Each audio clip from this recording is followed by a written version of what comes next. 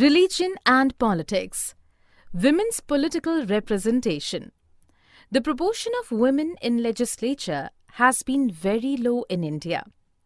In Lok Sabha, the percentage of elected women members is 10% of its total strength, whereas their share in the assemblies is less than 5%, and under the Panchayati Raj system, one-third of seats in panchayats and municipalities are now reserved for women.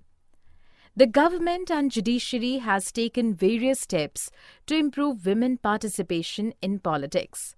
For example, it is made compulsory by the court to have a fair proportion of women in the elected bodies.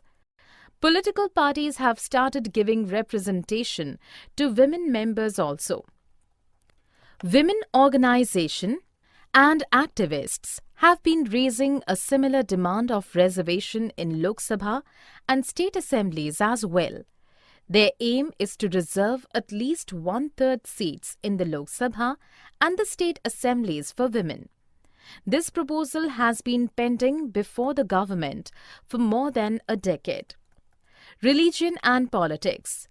The division based on religious differences are not as universal as gender, but religious diversity is present everywhere in the world today. Gender differences are not expressed in politics, whereas religious differences are often expressed in the field of politics. Gandhi believed that religion can never be separated from politics. In India, most of the victims of communal rights are the people from religious minorities.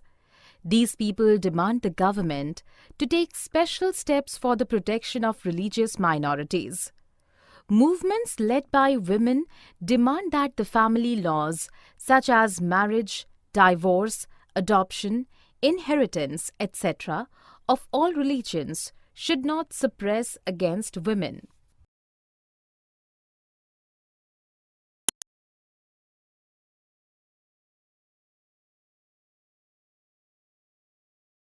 For more such videos on all subjects, practice questions, and a lot more, download iPrep and learn unlimited.